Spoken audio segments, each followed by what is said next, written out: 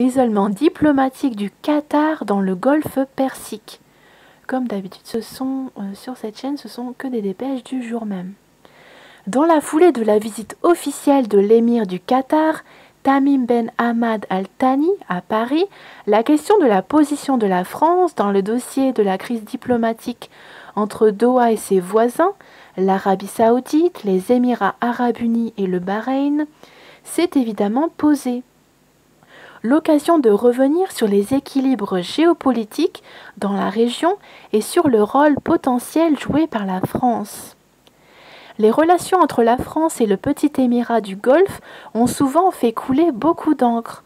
Sur le plan économique, notamment dans le domaine de l'énergie, elles remontent à la précieuse contribution de l'entreprise Total dans le développement du gaz qatari.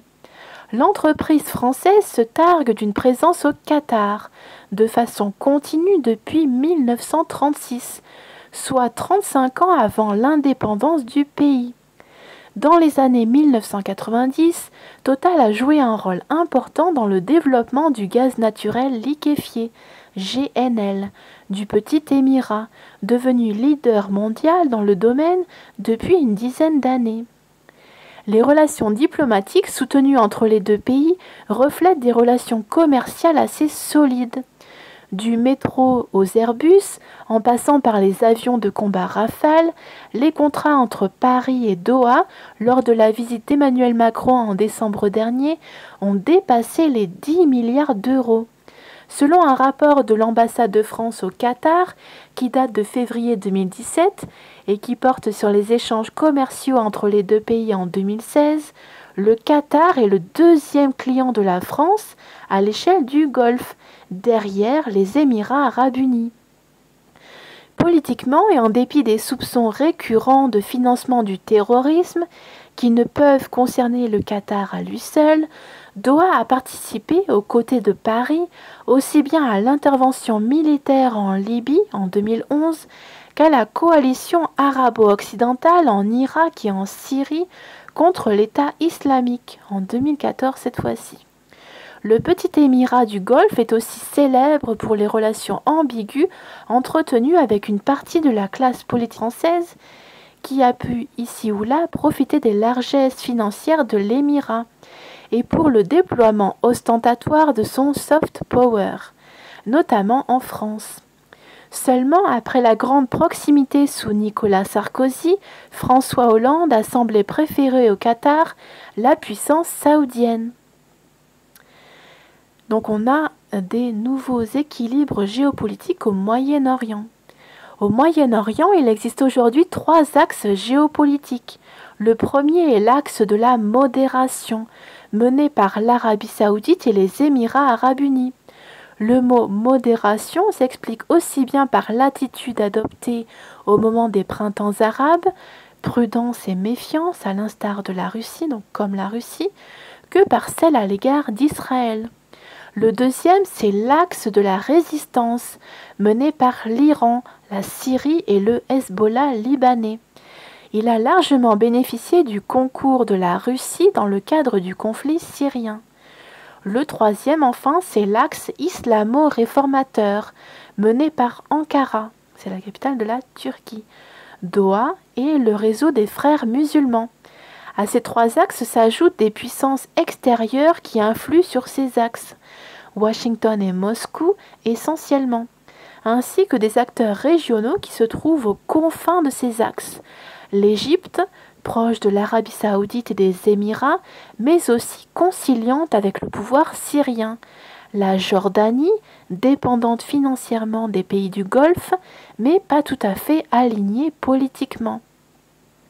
Dans le dossier syrien, avant la montée en force de l'axe de la résistance, soutenu par Moscou, les modérés, Riyad, et les islamo-réformateurs, Doha et Ankara, étaient sur la même longueur d'onde. Il n'était pas alors question de terrorisme. Les Turcs, les Qataris et les Saoudiens voulaient en finir avec le pouvoir syrien, quels que fussent les outils de cette guerre. Derrière l'écran de fumée du terrorisme, son utilisation et la complaisance à son égard sont loin d'être l'apanage du Qatar, Ce qui est véritablement reproché au Qatar, ce sont ses relations avec les frères musulmans, soutenus jusqu'en Libye, aux grandes dames de l'Égypte, de Riyad et d'Abu Dhabi, et avec l'Iran, ainsi que sa stratégie de communication offensive, par le biais d'Al Jazeera. En d'autres termes, les Saoudiens veulent tout simplement plus d'ordre dans le golfe Persique et plus de fermeté à l'égard de l'Iran et de ses alliés, comme on peut aussi le constater au Liban à travers les pressions sur le Premier ministre Saad Hariri. Alors on est en droit de se poser la question, quel rôle pour la France dans la crise du Golfe? Naguère, donc autrefois, si enclin à jouer les médiateurs, en 2007, dans le cadre de la libération des infirmières bulgares en Libye, concernant également les relations entre Paris et Damas sous Nicolas Sarkozy, en 2008 en vue de l'élection présidentielle libanaise, etc. C'est aujourd'hui le petit émirat gazier qui pâtit de l'isolement dans son environnement géopolitique et qui semble avoir besoin de médiation, qui semble avoir besoin d'un tiers pour gérer ses relations avec ses proches voisins et parfois ses voisins limitrophes. Mais au-delà de son puissant voisin saoudien, Doha peut compter sur des partenaires non négligeables, au premier rang desquels Ankara, la Turquie, et Téhéran, l'Iran. Doha peut aussi compter sur la médiation du Koweït. De leur côté, les Américains jouent un rôle ambigu dans ce dossier.